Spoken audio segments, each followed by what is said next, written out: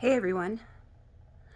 So I'm sitting in my office and it's January 5th, 2022, or January 6th actually. This day snuck up on me. But I wanted to share the altar that I created in November.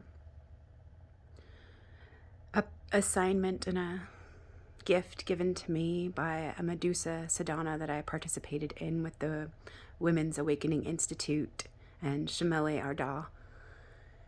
And it was really packed full of so many good things and so many nourishing, heart healing gifts and synchronicities. And it was right in line and aligned with my own shadow work and my own shifting. And this is my altar for the voice and my altar for the voiceless. And I just wanted to share a little bit about it before I take it down and create a new altar for this new cycle. And so, it took a couple days and I just kept adding certain things over like the first week and adjusting and just sitting, giving myself, the space and making the time, making the room, making the space to take that necessary and needed time for silence and just for reflection. Just sitting with my altar, some days it would just, be 5 minutes, and some days it would be longer. And some symbol or object would catch my eye and would want to tell me something about me and about my energy and about what I was being asked to include, integrate, confront, face, acknowledge, include, or release. So I super appreciated this beautiful work that I got to choose to do. And so I'll give you a little closer look about all of it. It is linking the new and the old, and above and below, and left and right, and before and behind, within and without. So creating that coherency through acknowledging all parts of the whole. So here we go. Here's the above.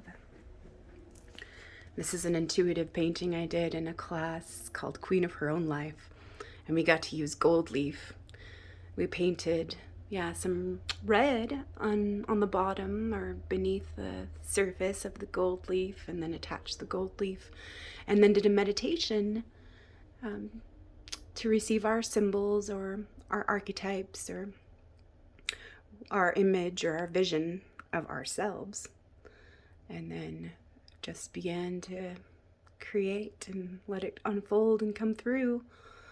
And for this one, there's not a lot going on, and I actually did have a vision of putting some symbols in each corner because I felt like they were right, but it's still an uncompleted, unfinished project, like so many things in my life feel right now. Just, in progress, a work in progress. And so I super appreciated this, though. At the time when I painted her, I wasn't sure what I was doing with her hair and stuff, because my hair was purple at the time. And I have another painting that actually reflected that, my purples and pinks and blues in my hair. But this one I decided to do kind of a golden color, and I think it's really awesome now that I have golden hair now. And so it's just kind of fun to see those certain things.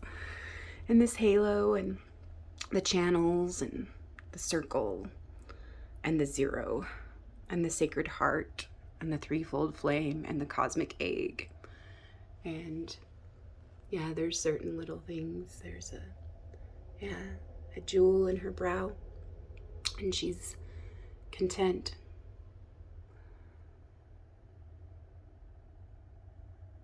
She is here right now. That's the 0 point. So Yeah. And these are some pictures and symbols that I added to represent and to symbolize the voice and the voiceless, speaking and honoring that love through my voice, through my words, through my choice. And so here we have a picture of two goddesses, and one is queenly and the one's the warrior. And the warrior is coming back home to be received and to come back home to herself, and she's being offered relief and nourishment and a space for her to be and divinely aligned astrologically through this divine time of no time. And this picture is Nephthys here, and she was on my front door for my autumn equinox. And she fell off the door during our circle, and it was kind of a funny thing. But I've been working with Nephthys since then, and she's the goddess of the silence and the shadows, and she's the witness. So she is the witness. And then this one reminds me of Kuan Yin. Just loving and compassion. There's the rose, there's the vessel, there's the key, and an image of the sacrificial lamb, or a sheep in the fires of purification. And this is a mirror that I got out from my Halloween decorations, because it is all about the mirror and the reflection. The mirror, the light, and the reflection, and the power of duplication. And that's ties in nicely to 2022. And this is Sekhmet, lion goddess, protector, and potentially holds the destructive rays of the sun, but she is the protector of her loved ones and the innocent, the children, and all of creation, the devotees of life and creation.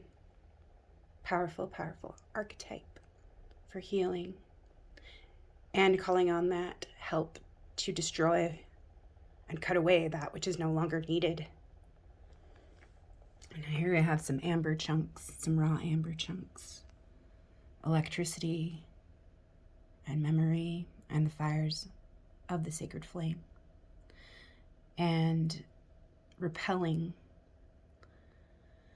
that which is not like, or that is not aligned.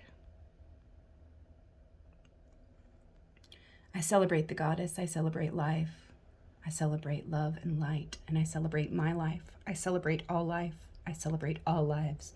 I celebrate life and my life. I celebrate her life, all life. Earth. And there's some stones, different kinds of stones here. Earth, darkness, mystery, the unknown, secrecy, the unenlightened state, or potential, the primal, fertility and substance, the fertile dark, these forces that can be accessed to create what's in our hearts. And so there's Badger, my ally and my totem and my friend. Badger, keeper of the stories, keeper of the wisdom, keeper of the medicine roots. And before the holidays, I had a little gift bag here with all of my medicines that I had created. And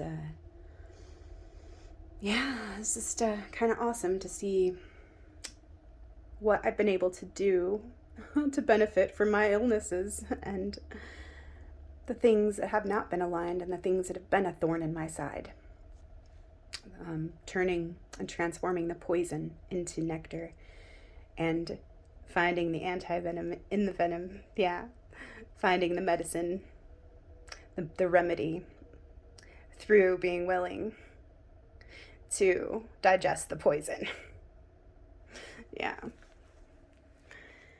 And this is what that represents too, like surviving all the things I've survived and getting through them and thanking them for helping me to know me and making me stronger and helping me develop my strengths and my skills that I didn't know I had or that I didn't believe in and that I've been told were bad.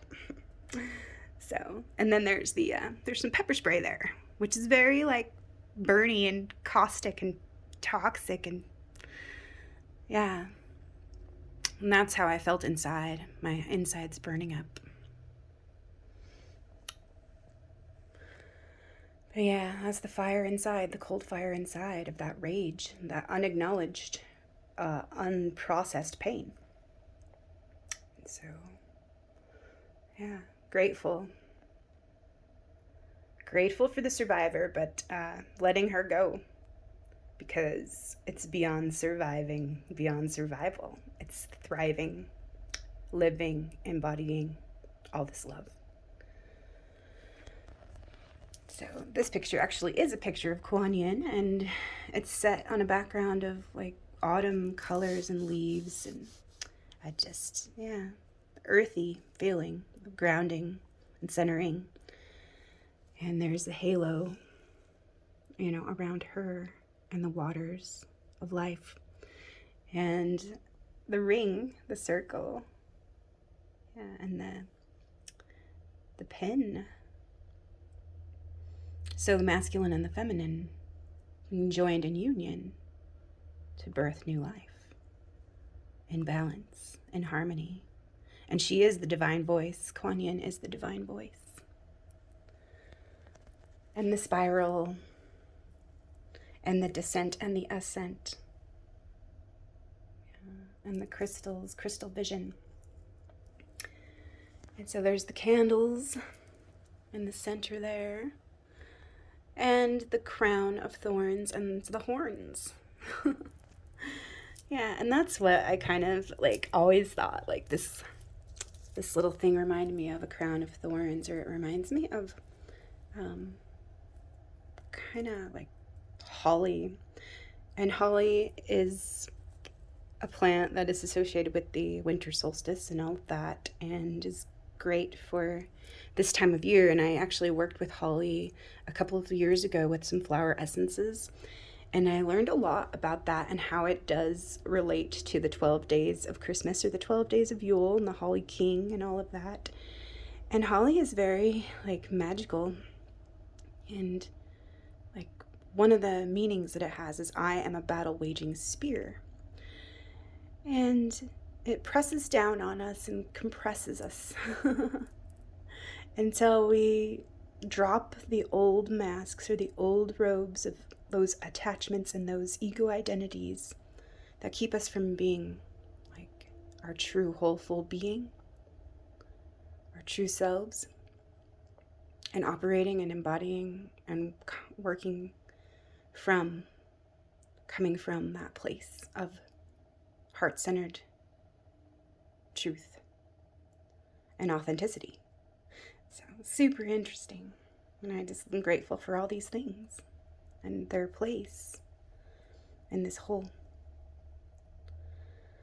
So making peace with my own like inner devil and that adversary and that predator of the psyche and all of that, and thanking, yeah, the monkey mind and the overactive imagination and the fears for showing me where I can realign and where I can, yeah, be more true to me, where I can allow myself and accept myself, my full totality.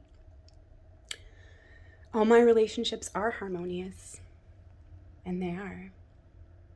All the ones I choose to give my nourishment and attention and energy to. And this is a goddess, yeah, praying and devoted in love and devotion and service to love, life, and humanity. And yeah, one of my husband's coworkers actually drew some things for an arts fundraiser that we had a couple years ago, and this is one print that I bought, And that was like really cool to receive that. Yeah, all these amazing artists donated their art to help us raise money for a good cause and a charity that's dear to my heart and dear to my loved ones and family. And so all of this history and herstory, yeah, has its place. And it's awesome to see like the choices that I've made in like showing up for me and we in the last, yeah, especially in the last 5-6 years. So it makes, yeah, just makes me feel really good and really grateful, humbled, and appreciate like all this love that was given and was offered freely, and it was just up to me to see and receive. And so here we have a plant and a coin and apples and corn. It's all nourishment and currency, my life, vitality, my creative energy, and who I get to be, and what I get to invite and allow to flow through me. And this, yeah, I wasn't sure why I put this here really in the beginning. This is about self-image. This card relates to our overall view of ourselves and to the self. How does the self-image card conform with the cards in the other positions? So it was from an alchemical spread. When I was learning different spreads for the tarot, which is awesome. Another choice I got to make and work with last year, and fun to develop and strengthen and appreciate and cultivate, yeah, some of these inherent skills that I have. So it was pretty awesome. And it is like all about reviewing and re-envisioning and clearing that vision and clearing the misperceptions and the distortions of the illusion and the confusion and the old stories that kept me in certain feedback and fear, lack, patterns, and dynamics in certain relationships and with the relationship that I had with myself. And so it was, yeah, just interesting to see some of those self-imposed limitations and some of those cultural cock blocks at play.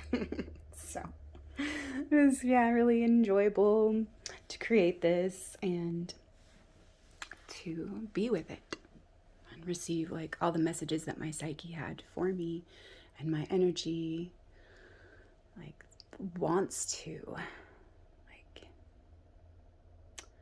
be received and expressed and honored fully and freely, so that I can let go of everything I need to be here, to be empty, to be filled and receive. And so I had put like a black little tablecloth underneath. It didn't have to be perfect or pretty. Yeah, just the symbolic of the black, the darkness, the soil, the fertile dark, the earth. Yeah, going into that place of the unknown, of the unenlightened state. And yeah, darkness and the mystery, embracing the great mystery, letting go of control and what I have to be, or what others have to be, or what life has to be in order to be worthy, or to be pleasing, I guess. I don't know. Yeah, we'll see if there's anything else that wants to be expressed about that. But here's the below. And have some feathers here. And they look like crow feathers. And I got them from the craft store, along with some guinea fowl feathers that I had in this dish as well. And I'll talk a little bit about that in my next video. But yeah, it just felt right to have the gold here with the red and the white and the black. And it symbolizes that in order to fly, we must reconnect to our roots and to who we really are, and to being a part of life on this earth and being a part of Mother Earth. We are a part of her, and she is a part of us, and we are not separate. And so being grateful and appreciative